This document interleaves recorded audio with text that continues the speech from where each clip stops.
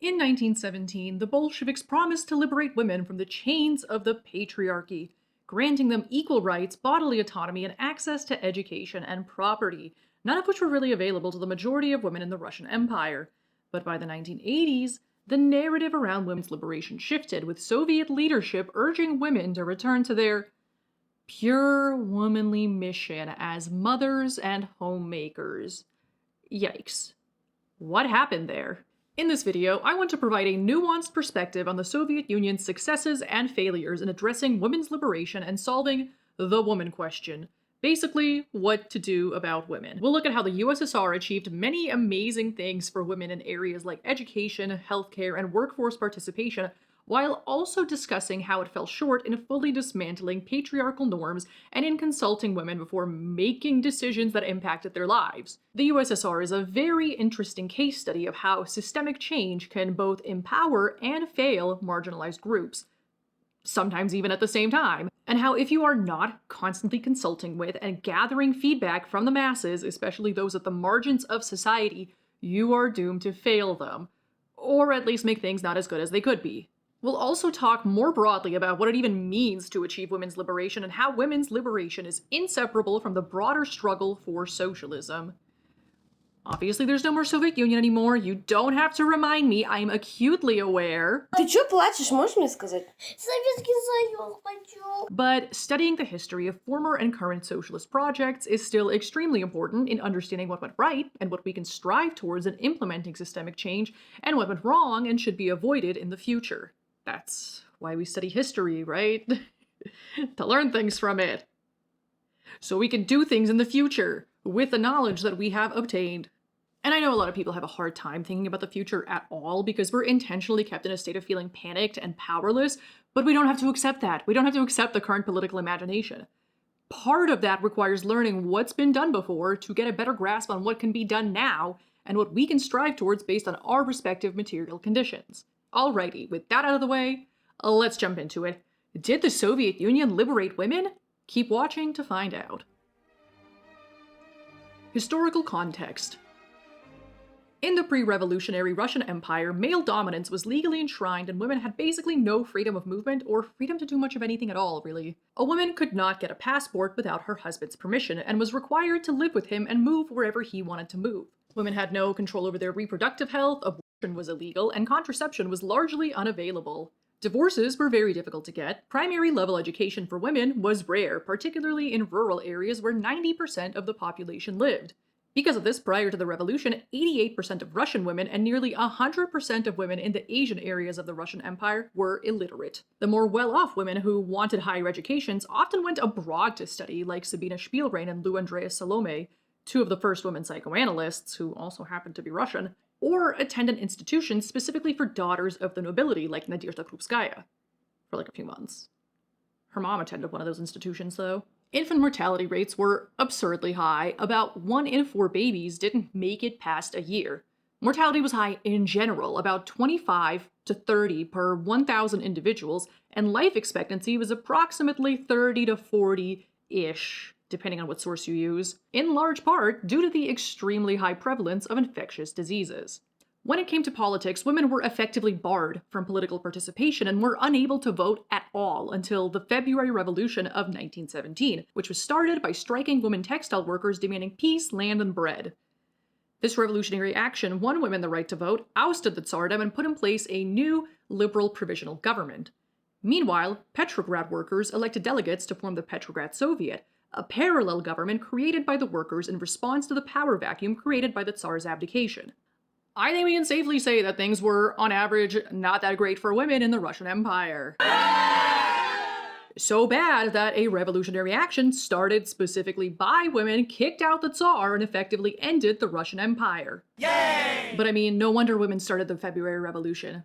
Now let's go over how the Bolsheviks approached the question of what to do for women, or the woman question. But first, I wanted to talk about Magic Mind. They reached out to me while I was working on this video, and it was honestly great timing. Focusing on doing detailed research, or like on anything important really, can be very difficult with all the distractions in the world. Luckily, Magic Mind sent me some of their mental performance shots to try, and I'm here to tell you that this stuff legitimately works, and that's why I have this pile of empties in front of me. Also because I'm a trash panda. They've been incredibly helpful in increasing my focus, mental clarity, and motivation while reducing stress. Imagine being efficient and enjoying your day. Sounds nice, right? Magic Mind aims to make that a reality with their performance shots created with a team of doctors and medical researchers. They include 12 active ingredients like cognizin-citicoline, L-theanine, and mushrooms like cordyceps and lion's mane, each one backed by over 200 scientific studies, so you know it's good stuff. These ingredients support your body's energy engine, ATP, helping you feel focused and improving mental clarity without disrupting your sleep, which, if you're like me, is great because everything keeps me up. Plus, their nanoencapsulation technology makes the ingredients 5 to 10 times more absorbable than pills or powders. Over the past week, Magic Mind has helped me focus better and stay mentally sharp without any jitters or anxiety, something I really needed while working on this video. What's even better is that Magic Mind is 100% carbon neutral and donates 5 cents per bottle to mental health charities supporting unhoused communities in the United States. If you're looking for a focus-enhancing, stress-reducing supplement that's also carbon neutral and donates to a good cause, I highly recommend trying Magic Mind. Use my link, magicmind.com/revolutionaryt20 to get 48% off your first subscription for the next 10 days or 20% off a one-time purchase. Plus, they offer a 100-day money-back guarantee, no questions asked, because they believe in their product that much. As they should. It's good stuff. Thank you, Magic Mind, for sponsoring this video and helping my brain. Now back to the video. The Bolsheviks became popular enough that they were able to enact revolutionary change in large part because they actively supported women's participation in political organizing, and because they, unlike the Mensheviks, opposed World War I. Vladimir Lenin, or Vladimir Ilyich Lenin if you're feeling fancy, once stated that no nation can be free when half its citizens are enslaved by the kitchen, and that every kitchen maid must learn to rule the state. Lenin, like Chappell Roan, put his money where his mouth is and actively supported political organizing among working women. He also advocated for the creation of a new paper for women workers called Rabotnitsa, first published in 1914. In a conversation with Clara Zetkin in 1920, Lenin said that women workers acted splendidly during the revolution. Without them, we should not have been victorious. To better understand the Bolsheviks' approach to the woman question, we need to look at the ideas espoused in my boy Friedrich Engels' groundbreaking 1884 text, The Origin of the Family, Private Property, and the State. In this banger of a book, Engels identifies several types of family structures that have existed throughout history and explains that the nuclear monogamous family unit is not a natural institution, but is actually a social construct that arose with the development of class society and private property, making it the first form of family that arose from economic conditions.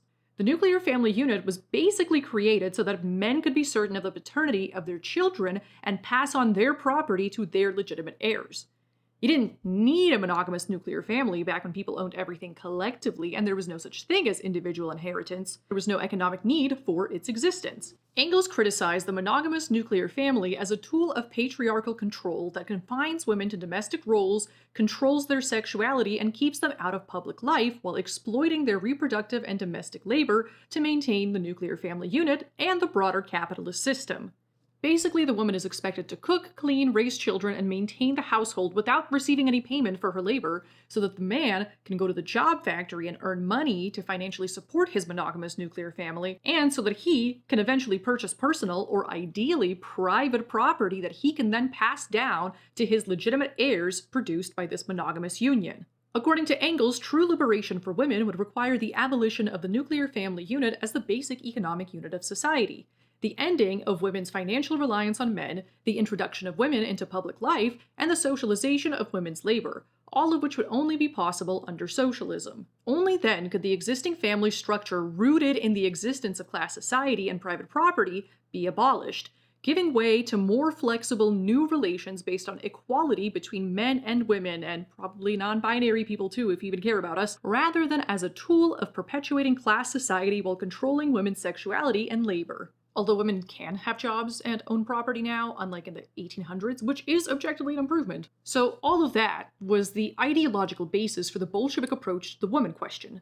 So now that we know that the Russian Empire was awful for the majority of women and understand the ideology that inspired the Bolsheviks, let's learn about what they did well for women in the Soviet Union. The positives. Achievements for women in the USSR. As we established, the early Bolsheviks were very influenced by Engels' ideas, also viewing the nuclear family unit as a tool of oppression and of perpetuating class society. Two major things that socialists aim to abolish.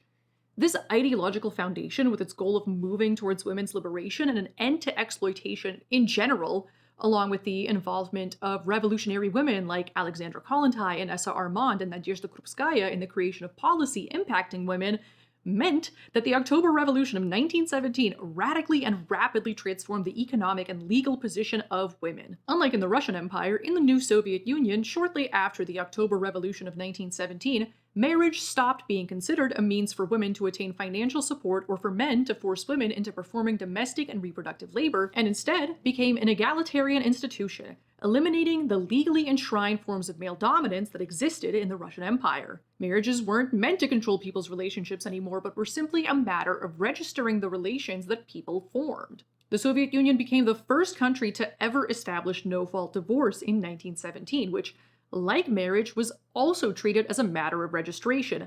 If a divorcing couple couldn't agree on details like care of children or division of property, only then would they have to go to court and have the court decide. By the way, the state of New York didn't have no-fault divorce until 2010, literally 93 years after the Soviet Union, who legalized it immediately after the revolution. I don't think people recognize just how progressive the USSR was, because so many of the amazing things it did for women and others are just things that we take for granted as completely normal today because we don't realize how recently these rights were won in the West. The Soviets also abolished the distinction between legitimate and illegitimate children, believing that all children are entitled to care, which was a major first step in the abolition of the nuclear family unit as the basic economic unit of society, since the family unit is based on the concept of men passing down property to their legitimate heirs. In the new Soviet system, men were considered responsible for their decisions and had to financially support any children born to him in any type of relation. Right after the revolution, women also acquired the right to be head of household and own property, effectively giving them equal legal status with men. Major changes in inheritance and property laws gave women the same rights as men in the division of land, undermining the traditional authority of the husband, father, and the family in general. Restrictions on women's freedom of movement were also abolished, so a wife was no longer required to live with her husband or move wherever he wanted to move to. After the revolution, the infant mortality rate, which was 1 in 4 in the Russian Empire, went down significantly, essentially halving. In Tver, the infant mortality rate dropped drastically from 37% to 14%. In Nizhny Novgorod, it dropped from 32% to 17%. In Moscow, it dropped from 26.3% to 13.6%. This was very significant, and all thanks to major improvements in sanitation, healthcare, and social insurance that provided special help to mothers and babies. The Soviet Union even established special places that mothers could bring babies to for free medical advice. Abortion, formerly illegal in the Russian Empire, became legalized in the Russian Soviet Federative Socialist Republic, the RSFSR, in 1920, and then in the rest of the USSR in 1921, making it the first country to legalize abortion. The USSR also became the first state to punish and even to define marital rape in 1922, which makes sense since engaging in something so egregious was seen as being contradictory to socialist values and contradictory to the new Soviet concept of marriage as an egalitarian institution based on mutual consent. The United States didn't fully criminalize marital rape until 1993, 71 years after the Soviet Union and 2 years after the Soviet Union ceased to exist. Yikes. In the Soviet Union, living conditions generally improved for everyone except the bourgeoisie, when compared to the Russian Empire. In Moscow, for example, industrial workers went from having 6 people living in one room on average to 4 per room. That definitely made things better for mostly everyone, and women are included in that. It's still very crowded though, but less so at least, so. But that's literally the material conditions they had. In the first 2 years after the revolution, the number of schools doubled. The Bolsheviks believed that free public education was essential to creating a new generation of workers prepared to run society in their own interests and to freeing women from domestic labor, and therefore sought to improve literacy via their liquidation of illiteracy, or Likvidatsiya безграмотности, or Lickbez campaign. This campaign rapidly improved literacy among the mostly illiterate population. Notably, the number of rural mailboxes increased from 2,800 in 1913 to 64,000 in 1926, coinciding with an increase in newspaper subscriptions and exchange of written communications. While in the Russian Empire, being literate meant being able to understand the alphabet and read one's own name, which makes the Russian Empire's literacy statistics that much worse. Under the Lickbez campaign, an individual was only considered semi-literate after 6 to to 8 hours a week of study over 3 months, and fully literate after an additional 6 to 8 months of study. By 1939, the Soviet Union achieved 89.7% literacy, which is higher than in the United States right now with its 79% literacy rate, even though 22 years ago the US was not a semi-feudal 85% peasant nation, but the USSR was 22 years prior to 1939. By 1959, the Soviet Union had nearly full literacy. As of 1936, Soviet women also received 56 days of paid leave before and after giving birth, so 112 total, which was extended to 70 days for multiple births or cases with complications. Women were able to extend their leave for up to a year, though unpaid, without jeopardizing their seniority. Enterprises were not allowed to refuse jobs to nursing or pregnant women, to reduce their pay, or to dismiss them. The Soviet Union sought to abolish the nuclear family unit by socializing domestic labor through the creation of communal kitchens, laundries, and childcare centers to ease women of the burden of unpaid domestic work. A network of kindergartens and nurseries was built almost immediately after the revolution, and throughout the USSR's lifespan, more and more kindergartens, nurseries, and daycares continued to be built as enrollment increased. This Soviet network of nurseries and kindergartens was far more extensive than in most Western countries, including the United States, according to a New York Times article from 1974. In the late 1960s, the state subsidized about 80% of the costs of running daycares, with the remaining 20% covered by fees and unions, so childcare was very affordable, with fees typically not exceeding 2 to 3% of the parent's income, and with additional fee reductions available for special cases, although the plan was to eventually fully subsidize all childcare over time. Can you imagine that? Like, what's it like to pay 3% of your salary for rent and 3% of your salary for childcare?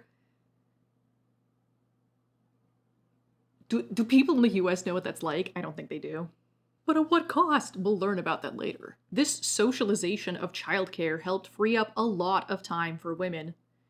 In the late 1920s and 1930s, the USSR built up many factory kitchens, or stolovayas, in an effort to further the socialization of housework. They socialized cooking so that women didn't have to cook at home on a daily basis. These factory kitchens served as a cafeteria and a place to buy ready-to-eat meals, while also housing department stores, post offices, pharmacies, gymnasiums, and libraries. By 1936, there were 25 factory kitchens in Moscow. In 1930, 4 factory kitchens were opened in Leningrad, where I'm from, except it was St. Petersburg then, because I missed it by a year and a day. Though the building of these factory kitchens was halted by the mid-1930s, they still worked until the illegal dissolution of the USSR. So if you were in the USSR, you could stop by a factory kitchen and get a meal.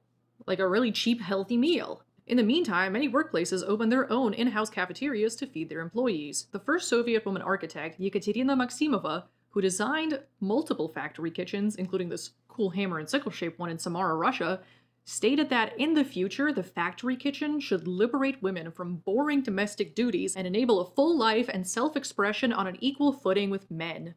Soviet women also spent less time on housework than before the revolution and relative to women in capitalist countries, in part because housework had been mechanized and socialized to an extent, but also because men did more housework.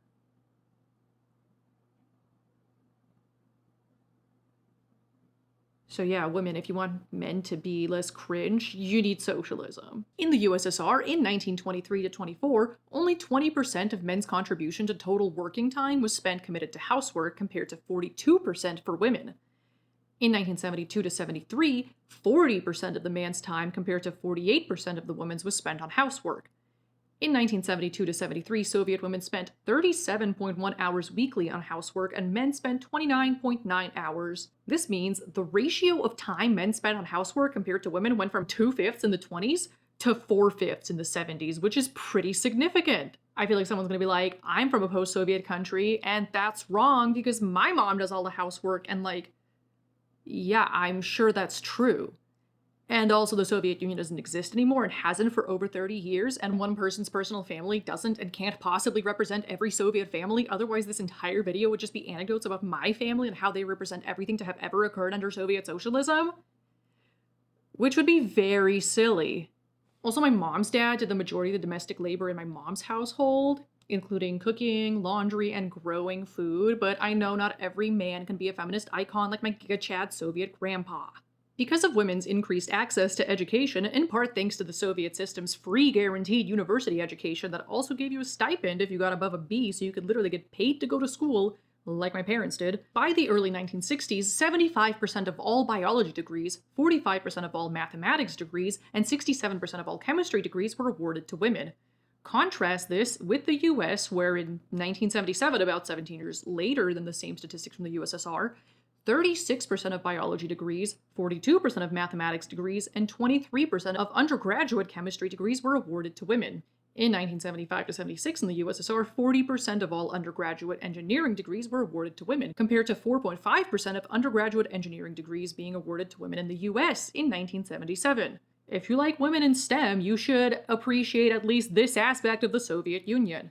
They had a lot of women in STEM. They didn't even need to make it an acronym for it to happen. After the revolution, women, like men, were now obligated to work outside the home, which allowed women to no longer have to financially rely on men. I know, jobs are gross, but they're probably a lot more fun when you're contributing to socialist construction.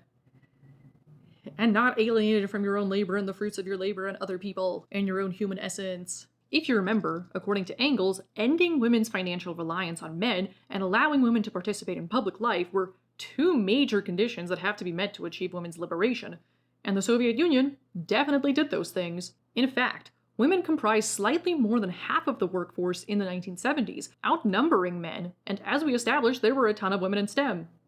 In 1941, there were over 44,000 women engineers in the Soviet Union. By 1970, this number grew to over 1 million, meaning that there were more women engineers in the USSR than in the entire rest of the world. That's incredible. In 1941, 31% of all economists were women. By 1966, this number increased to 63%. In 1970, 11% of all economists in the United States were women. In 1939, 61% of all Soviet physicians were women.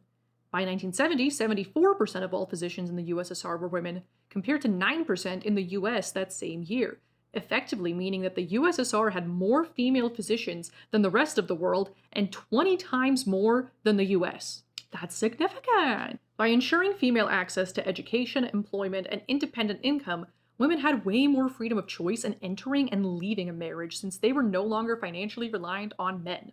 Which is huge if you remember how bad things were in the Russian Empire. According to feminist critic Gail Lapidus, clearly Soviet ideology has altered the fundamental bases of female status through its devaluation of domestic roles and its emphasis on education and employment as the source of social prestige. It is also likely that female access to education, employment, and independent income enhance women's freedom of choice in entering and leaving marriage by reducing the value of the resources gained through marriage relative to those obtainable outside it. These are by no means minor matters, and they have enormous significance in and of themselves for female status and opportunities for self-realization. The negatives, failures, and contradictions. So the Soviets clearly did some amazing things for women, but at what cost? No, I'm just kidding. It's not that type of video.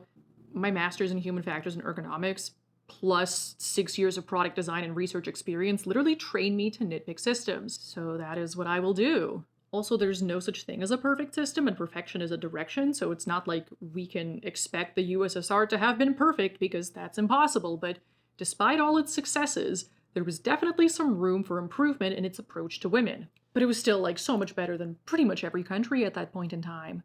I also can't possibly list everything bad or everything good that the Soviet Union did when it came to women's liberation, but based on my research, there seems to be 3 different themes regarding what the Soviet Union did badly. 1. Homogenizing women, and also men, and treating only a certain type of woman, and also man, as acceptable. 2.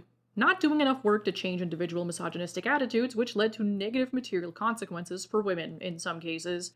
3. Making laws about a group of people without consulting or involving those people in the decision-making process. Sometimes this works out great, but usually you're just making a decision that should be data-driven without data, and end up making people mad as a result.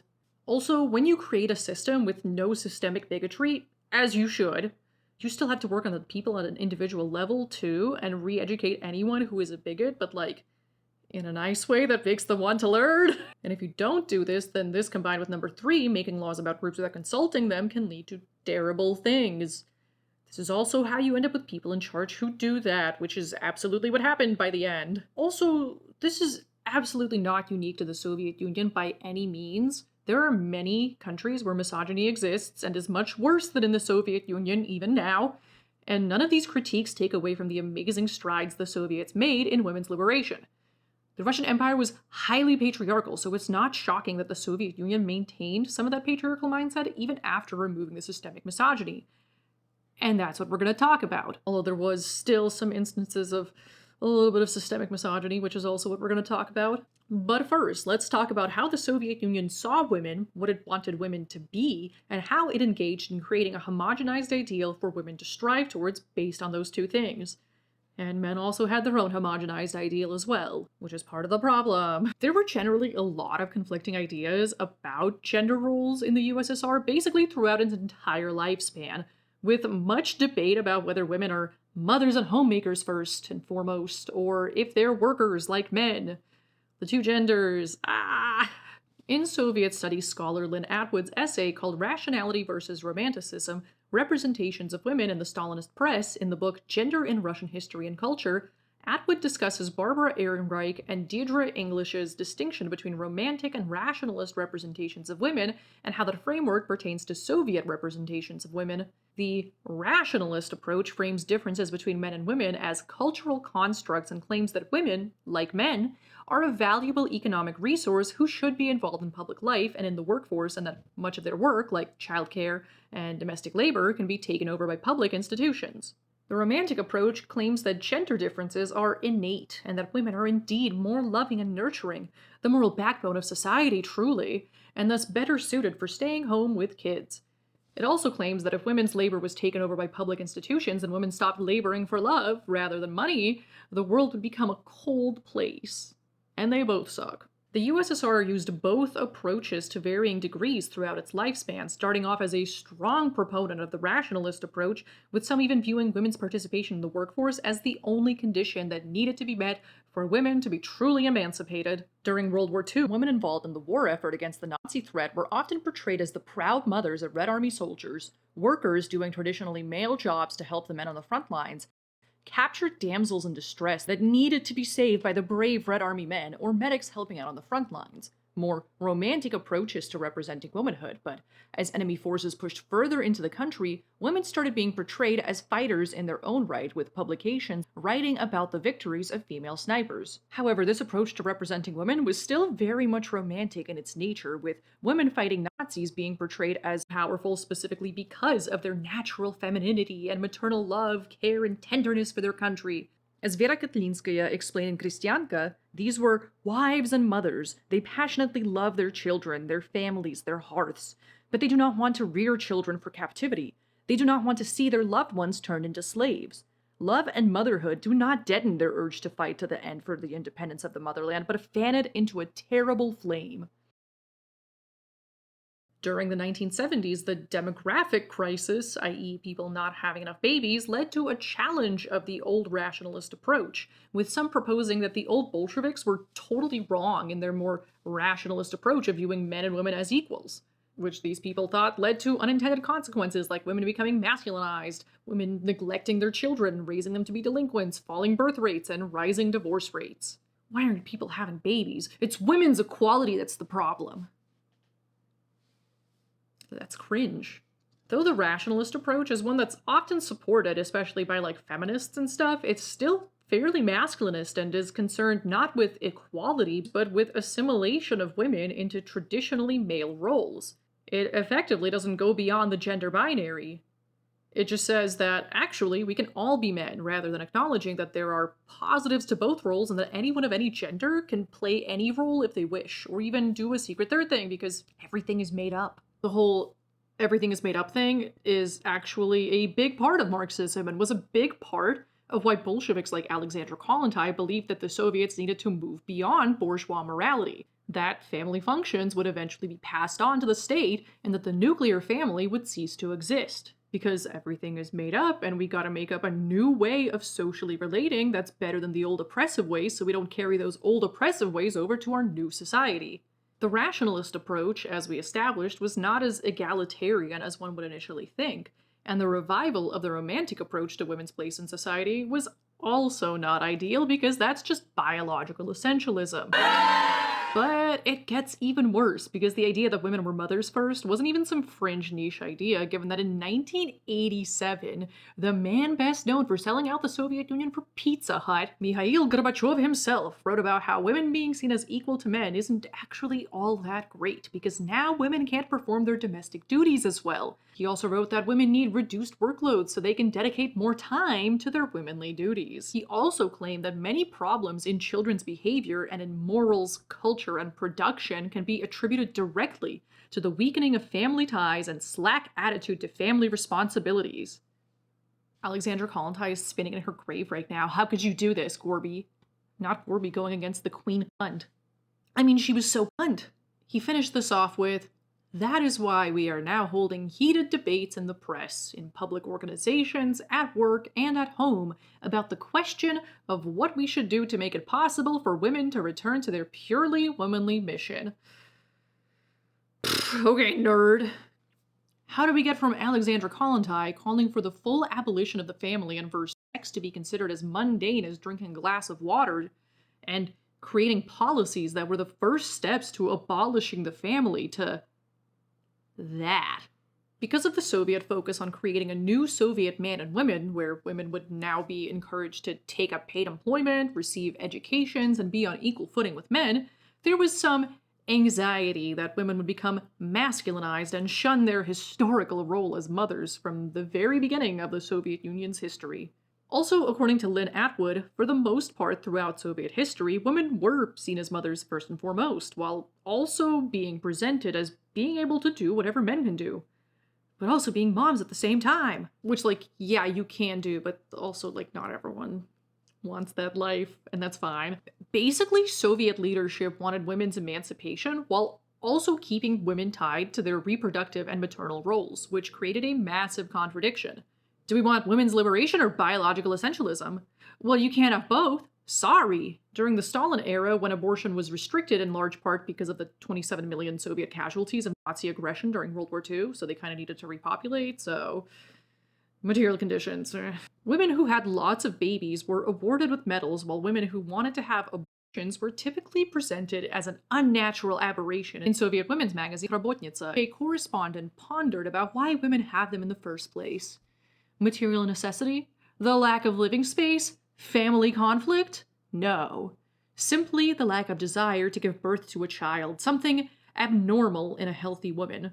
The rationale for this anti-abortion approach was basically that if you're a woman, you must have a maternal instinct, and under socialism, where everyone's basic material needs are met, you've no material reason to not want to have a baby. So if you don't want a baby, you're weird.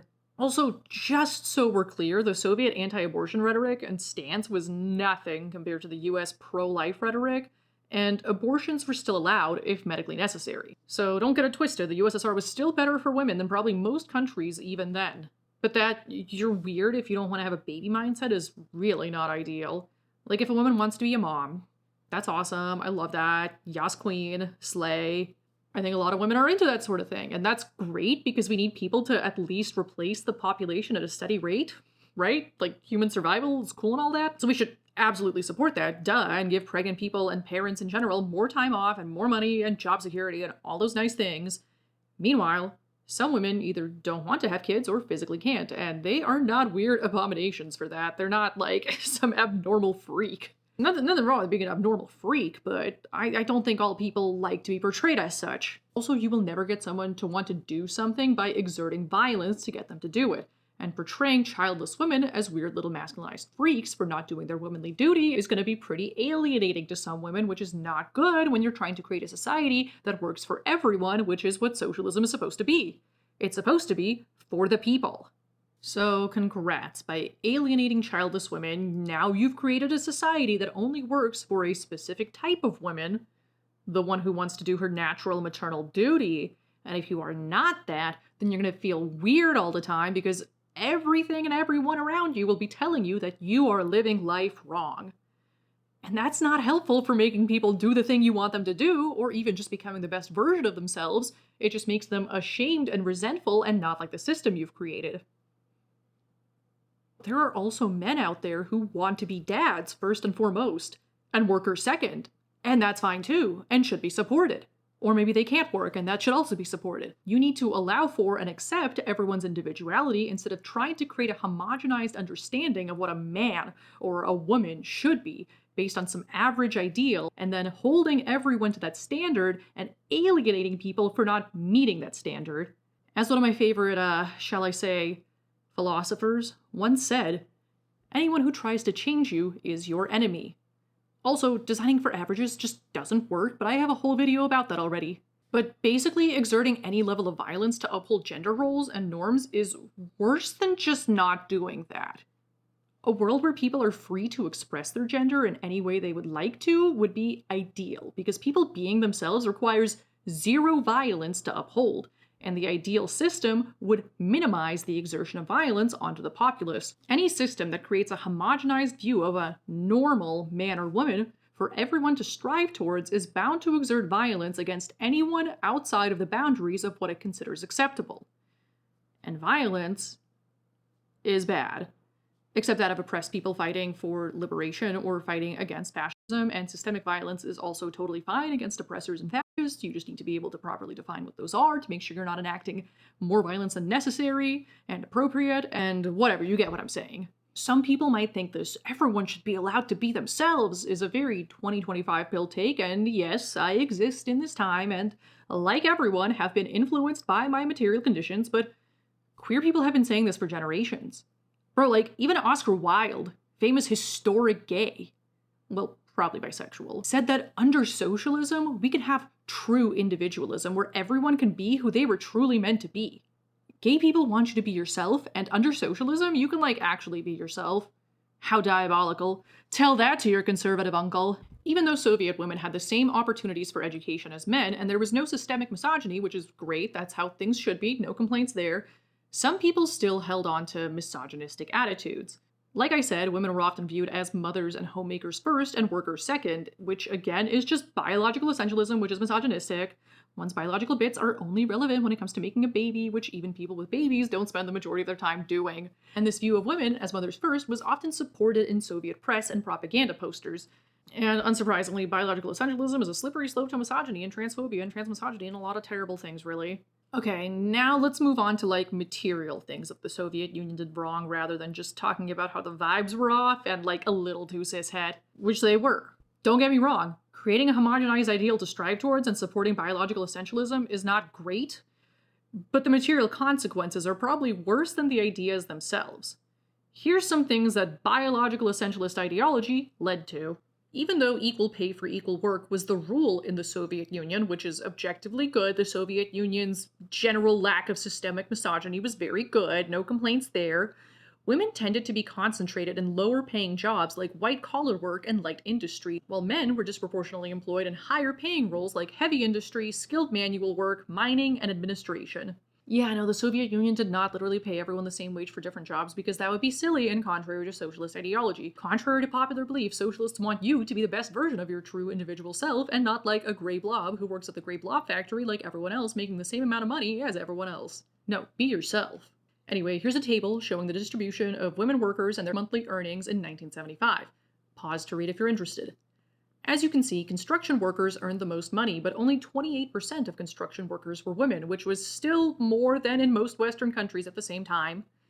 Overall, predominantly female sectors received on average 2/3 the pay of predominantly male sectors, but the income differential between men and women was somewhat less than in the advanced capitalist countries, particularly the US. In the USSR, the ratio of the average female to male wage in 1972 to 1973 was 0.66. For reference, it was 0.59 in the US, 0.62 in the UK, and 0.63 in France and Switzerland in that same time period.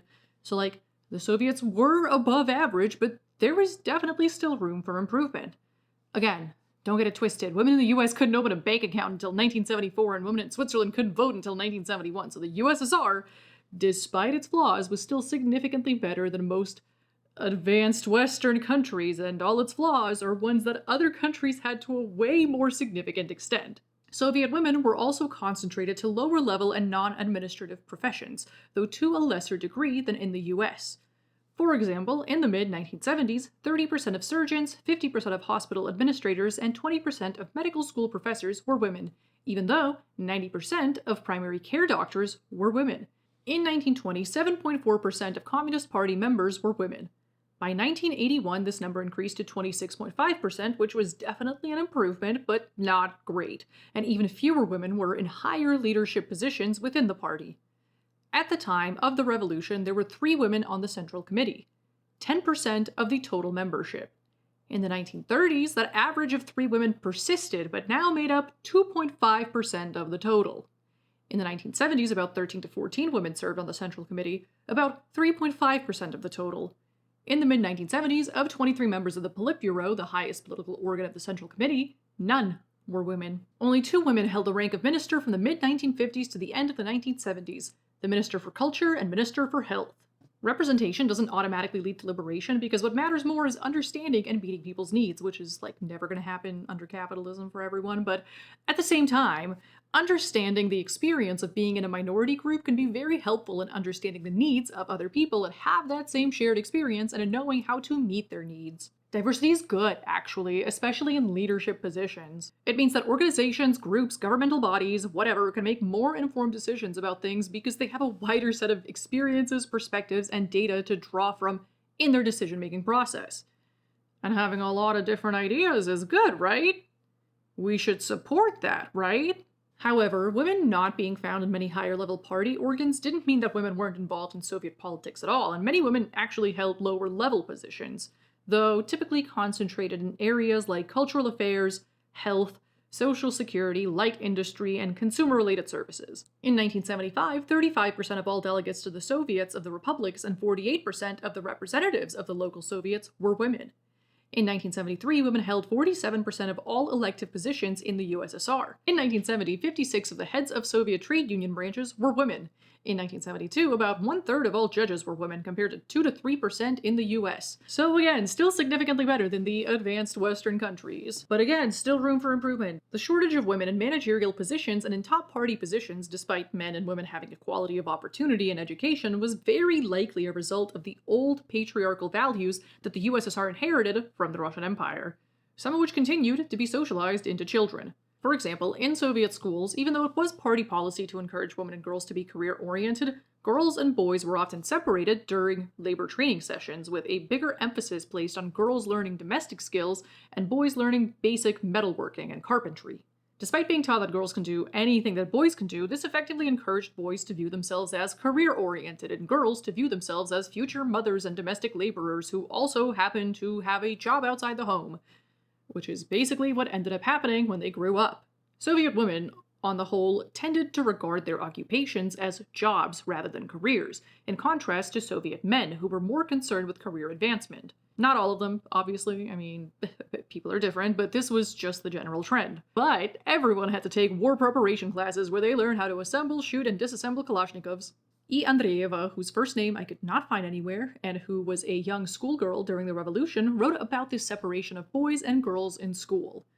Sometimes the discussion arises, can one teach boys to do domestic work as well as girls? These authors must be young, otherwise they would know from personal experience that straight after the establishment of the Soviet state, we didn't ask this question. We just did it. Which of course they did. As they should, because much of pedagogy back then was inspired by Nadezhda Krupskaya, who declared in an article written in 1910 that it's essential for boys and girls to be taught identically how to do all necessary domestic work. So it's really not great that the Soviets went astray from those ideals to effectively uphold biological essentialism. Another example of biological essentialist attitudes leading to negative material consequences for Soviet women is that jobs requiring the use of technology to perform were often viewed as more difficult and thus more masculine men's jobs. This meant that in practice, women often had to work in jobs that were actually more difficult because technology tends to make things easier, not harder. And as a result, Soviet women also didn't really benefit from automation or mechanization of jobs like men did, and were often replaced with male workers instead, which is exactly what happened when dairying went from being a fully manual job that was considered a women's job, even though according to women who switched from dairying to tractor driving, dairying was way harder than tractor driving, to a mechanized job for men. A lot of women were replaced with men. Agricultural modernization in general often led to marginalization of women rather than providing them with more opportunities, which is not great. Also, right before the illegal dissolution of the USSR, the Soviet government created a piece of legislation that made it so that from January 1st, 1991 onward, women could not be trained to become tractor drivers, and from January 1st, 1992, it would be illegal to hire women to drive tractors or lorries. How many women do you think had a hand in creating that piece of legislation? God, I hate Gorby. Another instance of the Soviet government legislating about women's lives without consulting women was the early Soviet night shift restrictions banning women from working between 9 p.m. and 5 a.m. in the late 1910s and 1920s. These laws were an outgrowth of old Russian Empire policies that also prohibited women from working night shifts. Not only did women largely protest this law when it was introduced, but it also had unfortunate consequences, basically fostering an unfavorable attitude towards working women in some enterprises, who soon became an easy target for dismissal, with some married women even getting dismissed from work altogether after the ban went into effect. Some unions, like the Metallurgical Workers' Trade Union, protested this and allowed women who were laid off to get their jobs back. Plus, many trade unions sanctioned night work for women despite the legal ban on it, so at least there were ways for the women to fight back against this. In 1919, the Soviet government revised the law to allow women to work night shifts temporarily in certain specified occupations, such as medical personnel and communication staff. This was reiterated again in the 1922 Labor Code, which allowed women to work at night as telegraph and telephone operators due to a lack of men familiar with the profession. And again, in a 1923 Narkomtrud, People's Commissariat of Labor, decree that allowed women to work the night shift in transportation. During the new economic policy, introduced in response to the devastation of the Civil War, which wasn't really a civil war because like a dozen foreign nations invaded, female unemployment increased in large part due to this legislation largely banning them from night work. The main reason for this ban was that it was unhealthy for women, but the conditions that not working put women into were even worse than night work for their health, and the options women had for work outside of night shift work were often viewed as no better than night shift work. The ban on women in night work also led to a general reduction in women's qualifications, because when they were transferred to daytime shifts, they were typically assigned to less skilled jobs or were sometimes just made redundant. As a result of these negative consequences, this prohibition on women in night shift work was relaxed in 1924. Pregnant and nursing women were fully banned from working between the hours of 10 p.m. and 6 a.m. in a 1929 decree amending the 1922 Labor Code. As you'd expect, pregnant and nursing women were some of the biggest protesters of this law, some of who were also able to win the right to work at night and ignore the restrictions through their trade unions. So again, at least they had ways around it. And this is why unions are important. Women largely didn't like this ban because of many reasons, such as having friends on the night shift, being attached to specific machinery and equipment they used on their shift, higher wages from working the night shift, or having the same schedule as their husbands. Even though many women fought back against these restrictions via their trade unions, the overall laws regarding women doing night work weren't really loosened until the 1930s when the USSR underwent rapid industrialization and kind of stopped caring as much about who did what jobs because there were just a lot of jobs to do. In addition to those examples of laws being made about women without feedback from the women themselves, there were also some girl boss feminist campaigns to free women from the veil in majority Muslim areas shortly after the USSR was established. Also, probably without consulting Muslim women about whether they actually wanted to be free of that first. Like, the Soviets don't have the benefit of looking back on what they did 100 years later and seeing that it was cringe, but, like, yeah, that wasn't progressive. That's just telling women what they can and can't wear again. Like, just don't make face or hair coverings compulsory, and then if people want, they'll stop wearing them. Also, the ban of head and face coverings resulted in some women getting killed by male relatives for daring to appear in public without a face covering, so, like, yikes. Like, maybe the misogyny is the real problem, not the veil. Maybe re-educate the misogynists first, and the other problems should work themselves out, rather than, like, inadvertently creating a system that leads to women's death at the hands of their misogynistic male relatives. That's honestly probably the most egregious of these things. Analysis. Lessons from the USSR. So, making laws about people without their feedback and without their democratic participation is bad. Like, legitimately bad, because people know what their own needs are better than some random person that doesn't live their life but happens to be part of the government. At best, you're just making an uninformed decision that might not yield the results you want, and at worst, you end up causing material harm to the same people you claim to want to liberate. Like, literal social murder in the last example, where the circumstances of one's oppression lead to an unnatural early death, which is what we want to avoid, and what ended up happening in the Soviet Union's girl boss attempt to ban face coverings for Muslim women. It makes no sense to legislate other people's existences without input from those people.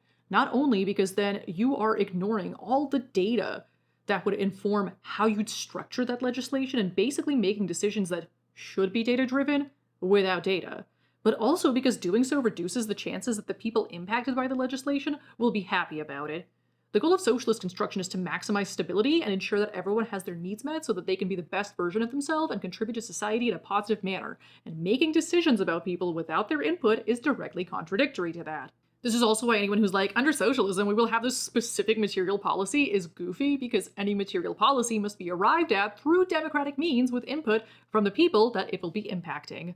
I'm sorry, you have to be okay with making collective decisions involving other people. Also, when you design for the average, you design for no one. When you treat a demographic like a monolith, you are trying to ascertain what the average person of said demographic is and design society for that person, which also leads to designing for this idealized average rather than for everyone. That's not to say that the Soviet Union's policies didn't yield amazing results. They objectively did, like all those women in STEM, if you remember, and women spending less time on domestic labor than before, and more egalitarian marriage relations and full literacy, affordable childcare, factory kitchens, free education, sometimes that also gave you money. But designing for the extremes rather than the averages ensures that you cover the average and beyond. Designing for the most marginalized populations means that everyone else is automatically included too, like as we see with the curb cut effect. Watch this video to learn more. Sorry, the audio's really bad on it. You can go to my Patreon and there's a version with better audio on there. And you can send me money there too if you want. So yeah, on the whole, the results were overall pretty good, but there was definitely room for improvement, and I'm pretty sure they could have been even better if they communicated with the masses, and with the women whose lives they were making decisions about. In the example of the night shift regulations that women overall hated and protested a lot, Soviet leadership could have literally surveyed women working night shifts before formulating this legislation to see what issues women actually have with night shift work. They could have directly consulted with these women before making decisions rather than just basing their legislation on studies proving that night shift work is unhealthy for women. Like, I get that they're trying to be scientific, but they went about being scientific in the wrong way. If you want to know how to run a country scientifically, I've also got a video about that. They should have also made their laws for the girlies who loved night shift work, or at least wanted to stay in it, and also for the girlies who wanted to be exempt from it no matter what, which would automatically cover any girlies who feel ambivalent to neutral about it. Another takeaway is that when you create a new economic base with laws that no longer reproduce systemic bigotry, you still need to do additional work to re-educate the populace and change their individual attitudes. I mean, it's quite literally mechanical materialism and not dialectical to believe that changing the economic base from a capitalist to a socialist one will automatically change the superstructure and change the existing people who grew up in the previous system and learned all these reactionary tendencies. The Soviet Union absolutely tried to create a new superstructure, don't get me wrong, I've got videos about that too. It absolutely presented women as being able to do anything that men could do, and its representations of women in general were so much kinder and more empowering than representations of women in the West at the same time. But it could have gone further and gone beyond the understanding that women could be just like men, but like also be moms, because please, we have a demographic crisis and you women need to birth some babies for us, please. Like, do you see how that's like weirdly pushy? You can contribute to socialist construction as a woman without giving birth and raising kids. And you can contribute to socialist construction as a man by giving birth and raising kids. But some of y'all are not ready for that conversation, and it shows. And if that's you, pathetic. Grow up. Get over yourself. Trans men can get pregnant, and that's great. Conclusion. The Soviet Union was extremely progressive, especially in its early days, and especially compared to advanced Western countries, and did some amazing things in its attempts to achieve women's liberation. I mean, literally every woman I've met that was raised in the Soviet Union is highly educated, including my mom, who was a master's in electrical engineering. Also, there were, like, illiterate peasant women who were able to learn how to read and become leaders in their workplaces after the revolution, something that would have been impossible without the revolution.